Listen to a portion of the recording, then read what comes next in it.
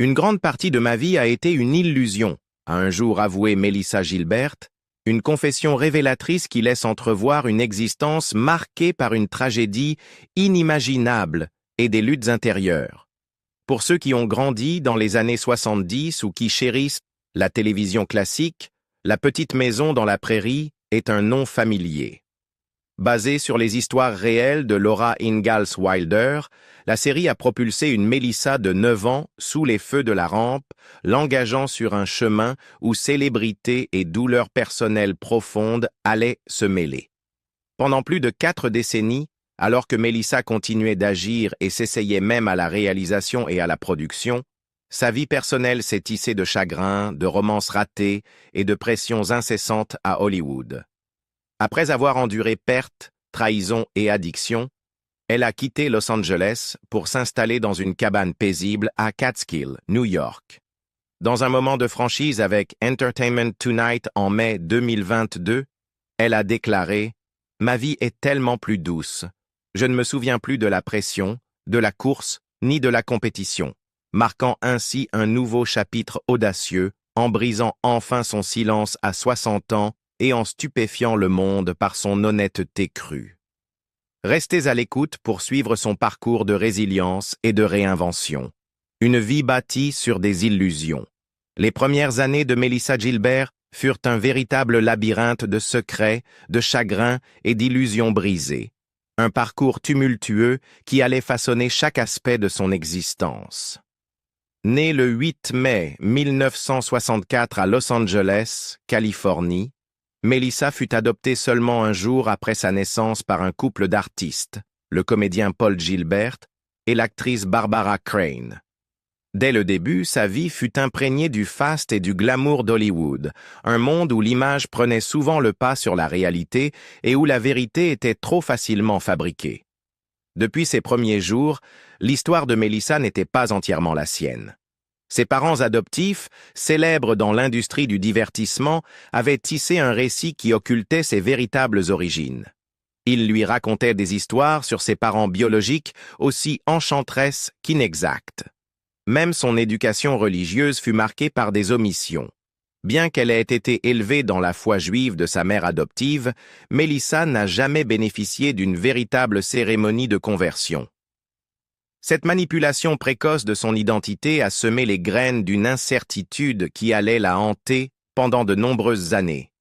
Dans ses mémoires Prairie Tale, Melissa Gilbert confesse « Ma mère, que j'aime profondément, a continuellement révisé l'histoire de ma vie dans le contexte d'une histoire familiale compliquée qui comprend plus que la part habituelle de divorce, de beaux enfants, de dysfonctionnement et d'obscurcissement, et j'ai passé la majeure partie de ma vie adulte à tenter de déconstruire cette histoire et à séparer le fait de la fiction, surtout en ce qui concerne moi.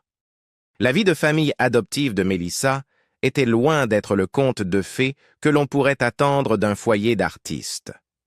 Le mariage de ses parents, déjà fragilisé dès le début, s'est dissous alors qu'elle n'avait que 6 ans. La séparation a non seulement brisé le foyer, mais a aussi préparé le terrain pour d'autres bouleversements émotionnels. Sa mère s'est remariée à plusieurs reprises, et ces nouvelles relations ont apporté leurs propres complications. La relation de Melissa avec sa mère s'est tendue, non par manque d'amour, mais à cause de la réécriture constante de son passé.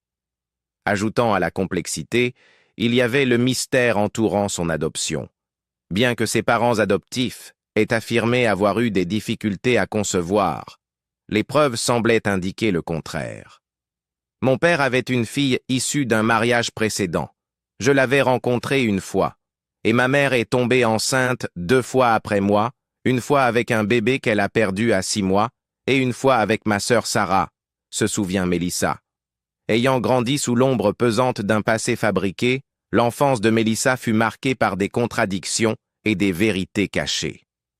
Dans Prairie Tale, elle déplore « Une grande partie de ma vie a été une illusion. Il y a la version de ma mère, celle de la presse, celle que j'ai vécue, et celle que j'essaie encore de comprendre. » La gestion soigneuse de son identité par ses parents adoptifs a laissé à Melissa un profond sentiment de trahison. Elle a découvert que sa mère n'avait pas été entièrement transparente sur son héritage biologique, apprenant, par exemple, que sa mère biologique était danseuse plutôt que la ballerine de premier plan dont on lui avait fait croire, et que son père biologique était pilote de course automobile au lieu d'un érudit respecté. La perte dévastatrice de son père. Peut-être que le coup le plus dévastateur est survenu alors que Melissa n'avait que 11 ans. Le 13 février 1976, son père, Paul Gilbert, est décédé. Un événement entouré de mensonges et de demi-vérités. Pendant des années, on lui a fait croire qu'il avait succombé à une attaque cérébrale dans son sommeil. Cette explication donnée par sa mère avait pour but d'atténuer la dure réalité de sa disparition. Pourtant, avec le temps, Melissa a découvert une vérité bien plus douloureuse. Son père s'était suicidé. Dans un moment de franchise lors de l'émission Oprah « Where Are They Now ?», en novembre 2014, elle a admis « Il n'y avait que quelques personnes qui savaient que mon père s'était en fait suicidé. Ce fut une période très difficile pour moi. Je ne fonctionnais pas du tout pendant quelques semaines. » Cette révélation a brisé la fragile stabilité de son univers. Son père, vétéran de la Seconde Guerre mondiale, souffrait de douleurs incontrôlées et atroces. Un secret qui a hanté Melissa pendant des années. Le poids émotionnel était immense. Pendant environ 6 mois, elle n'a pu ni manger ni dormir, submergée par la colère, la confusion et un sentiment d'indignité d'avoir perdu son père de manière si tragique. Dans un post poignant sur Instagram en février 2022, elle a évoqué la douleur persistante de sa perte. « Je suis bien au-delà de cette douleur écrasante maintenant, mais je me rends compte qu'aujourd'hui j'ai le même âge qu'il avait lorsqu'il a mis fin à ses jours il y a tant d'années. J'aimerais qu'il puisse, comme moi, connaître l'amour d'un véritable partenaire de vie, se sentir chéri, en sécurité et, surtout, écouté. » Ces mots ne rendent pas seulement hommage à un père perdu trop tôt. Ils soulignent également les profondes cicatrices laissées par les trahisons émotionnelles de sa jeunesse. Un voyage à travers l'amour et le chagrin.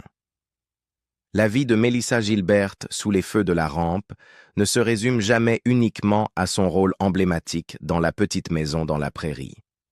Derrière la caméra, ses relations personnelles racontent une histoire faite de passions juvéniles, de chagrin, de trahison et, finalement, d'une quête d'amour véritable et de stabilité. Adolescente aux prises avec les complexités d'une célébrité naissante, Melissa se retrouva attirée par l'univers étincelant mais instable des relations à Hollywood. L'un des chapitres les plus marquants de sa jeunesse fut sa romance éclair avec Rob Lowe, l'un des membres phares du Brat Pack. À seulement 17 ans, Melissa tomba instantanément, désespérément et follement amoureuse du séduisant acteur. Une histoire d'amour qui brûla intensément, mais trop brièvement. Leur relation fut marquée par une passion si intense qu'elle en devenait presque écrasante. Elles passèrent du premier rendez-vous à des fiançailles rapides, Lowe ayant fait sa demande en 1986. Toutefois, l'éclat initial du roman cédait rapidement la place aux dures réalités de l'immaturité et aux contraintes de la vie de célébrité. Melissa se souvient plus tard dans ses mémoires « Prairie Tale ». Je suis tombée instantanément, désespérément et follement amoureuse. Nous sommes passés du premier rendez-vous à être un couple sur le champ. J'avais l'impression de mourir de faim pour Rob.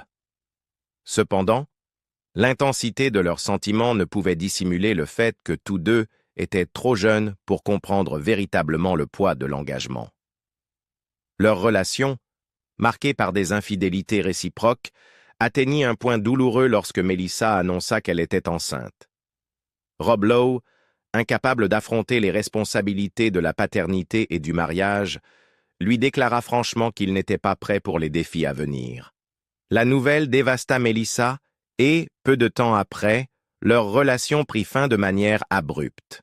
« Nous avons rompu. Cela a suivi son cours. Je pense que nous étions simplement trop jeunes », expliqua-t-elle lors d'une interview en juin 2009 sur Today. Réfléchissant à cette période sombre, elle admit « Ce fut très très douloureux. C'était une époque très sombre et difficile pour moi. » La douleur fut amplifiée lorsque Melissa fit une fausse couche peu après leur séparation. Une perte qui laissa l'impression d'avoir perdu à la fois son bébé et l'amour de sa vie. « J'avais perdu mon bébé et ma relation avec Rob, et ça faisait terriblement mal, » écrivit-elle plus tard, exprimant ainsi la profonde tristesse de cette période. À peine remise de ce chagrin juvénile, la quête d'amour de Melissa la mena à son premier mariage avec l'acteur Bo Brinkman. Cette union, née d'une connexion impulsive, débuta seulement 6 semaines après leur rencontre. En 1988, le couple échangea leurs vœux et accueillit bientôt leur enfant, Dakota, dans le monde. Cependant, ce qui avait commencé comme un espoir de renouveau se révéla rapidement être tout sauf stable. Le mariage de Melissa avec Brinkman fut semé de discorde et de trahison. Dès le début, leur relation fut un défi alimenté par l'alcool, l'insécurité et l'inexpérience de 2 personnes qui se connaissaient à peine, essayant de fusionner leurs vies et leurs carrières, comme elle le raconte avec émotion dans Prairie Tale. Le mariage se révéla rapidement être un terreau fertile pour l'infidélité. Dans un incident particulièrement douloureux, Melissa se souvient d'être descendue au salon au milieu de la nuit pour chercher du lait maternel pompé pour son nouveau-né, pour y trouver Brinkman sur le canapé avec une travailleuse du sexe. « J'ai cru rêver.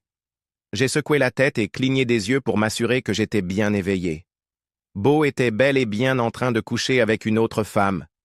Il s'est arrêté et s'est tourné vers moi en grognant « Qu'est-ce que tu regardes ?» se souvient-elle avec une honnêteté brute. La trahison fut profonde, marquant la fin d'une relation qui n'avait jamais vraiment offert la stabilité ou l'amour qu'elle recherchait désespérément. Leur mariage finit par se dissoudre en 1994, laissant Melissa ramasser les morceaux de son cœur brisé.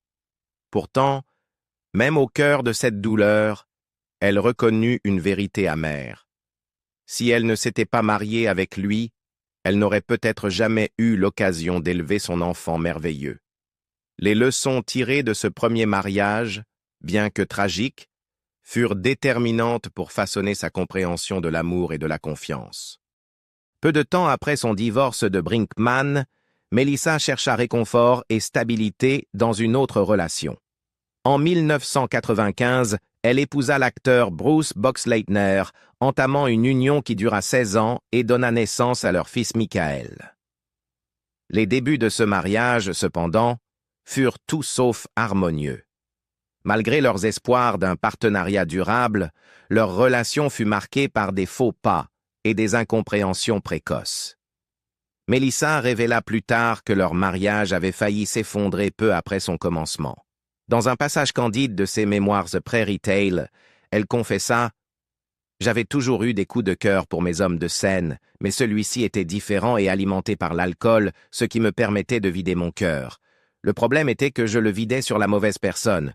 J'aurais dû partager tout cela avec mon mari, mais j'avais trop peur. » Ces mots témoignent de la profonde solitude qu'elle ressentait, même en étant engagée dans une relation. Une solitude exacerbée par sa vulnérabilité et la distance émotionnelle qui s'installait dans leur mariage.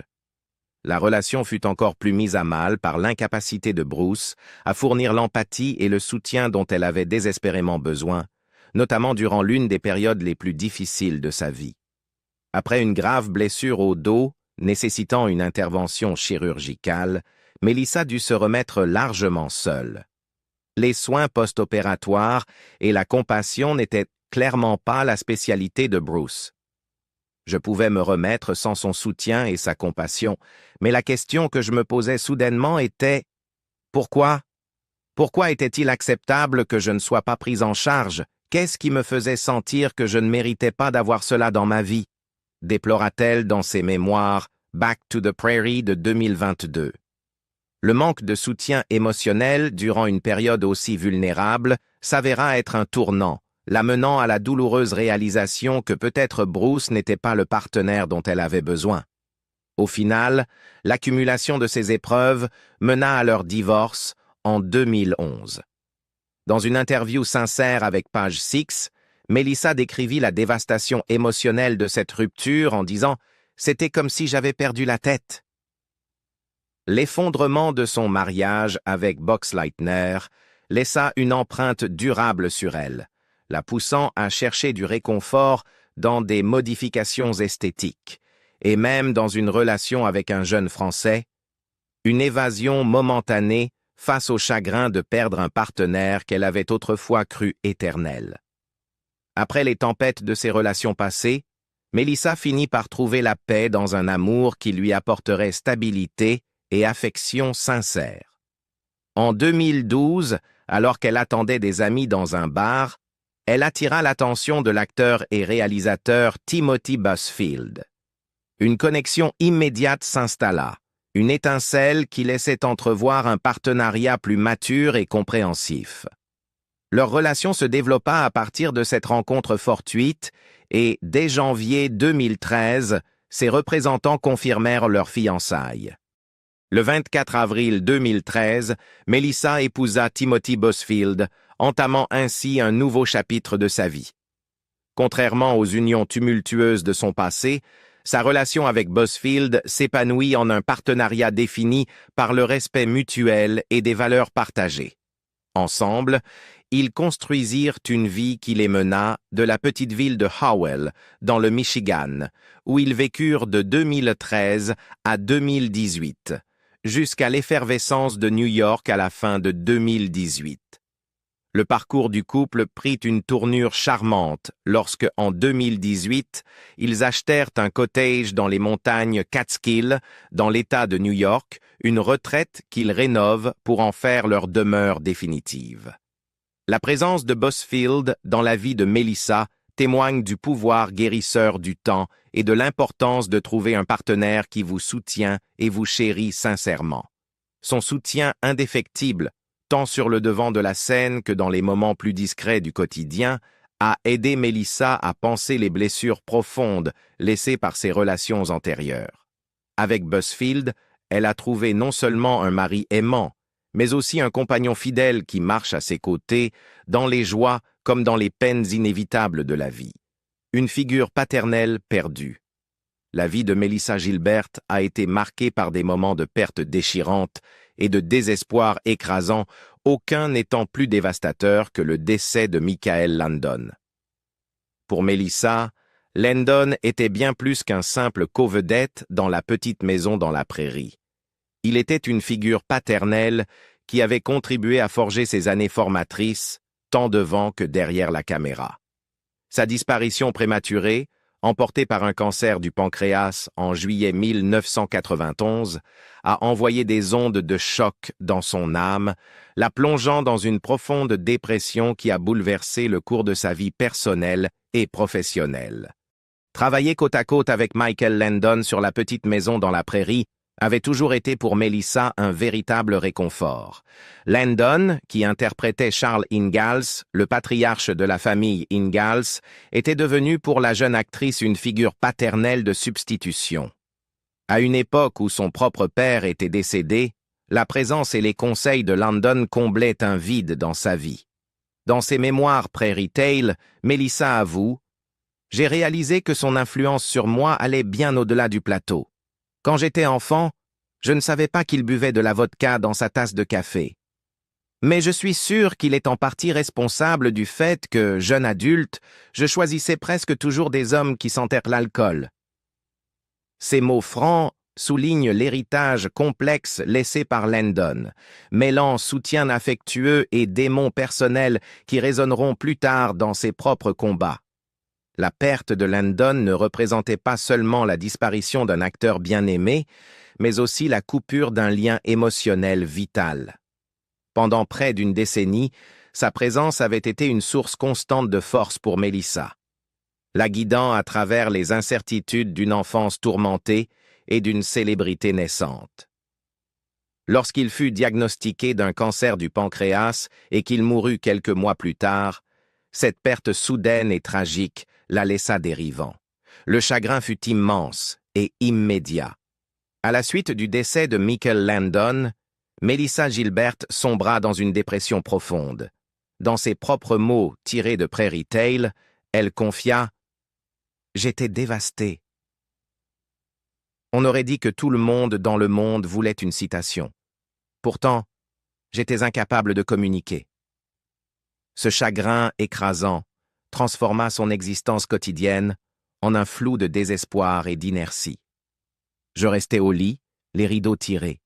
Chaque fois que je me levais et que j'essayais de bouger, j'avais l'impression de traverser de la boue.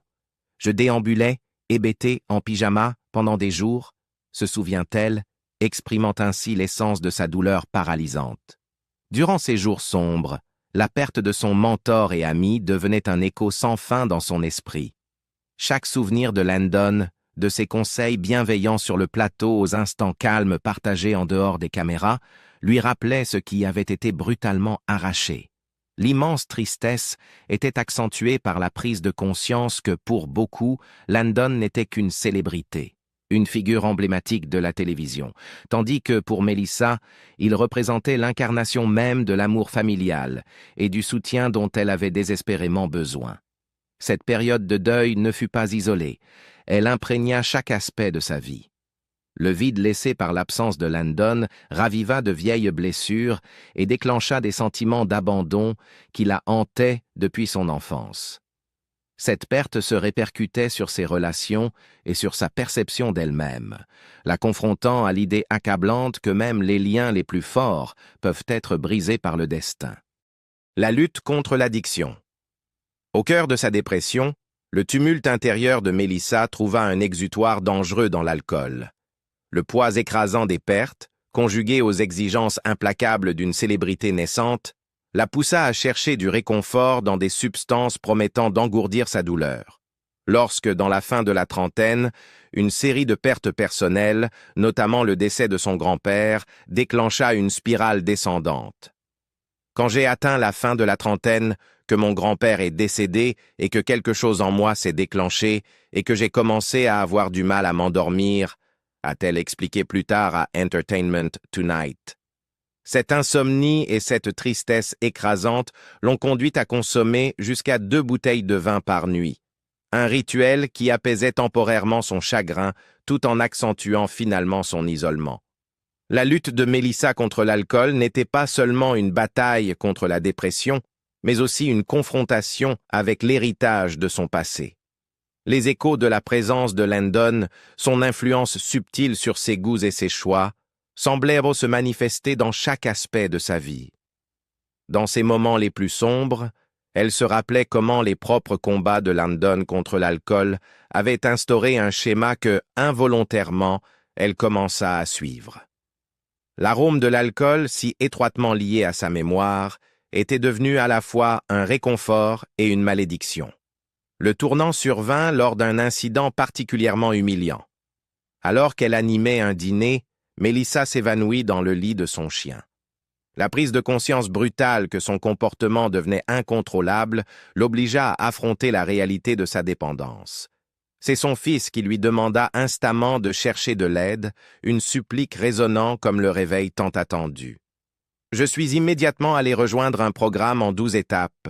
J'ai en fait intégré les alcooliques anonymes, se souvient-elle, soulignant l'importance des groupes de soutien dans son parcours vers la guérison. Les tragédies de Melissa Gilbert sont véritablement inimaginables. À 60 ans, elle brise le silence et dévoile une vie marquée par le chagrin, les pertes et des luttes menées dans l'ombre. Son parcours, allant du surpassement du deuil d'une figure paternelle à l'affrontement de ses propres démons avec une vulnérabilité brute, nous oblige à confronter les dures réalités de la vie sous les projecteurs. Il est difficile de ne pas se demander combien d'étoiles, encore, se battent dans l'obscurité, cachées aux yeux du public. Que pensez-vous des épreuves que ces icônes tant aimées endurent derrière des portes closes? Partagez vos réflexions dans les commentaires ci-dessous et lançons une conversation sur la résilience nécessaire pour briller dans un monde rempli de douleurs invisibles.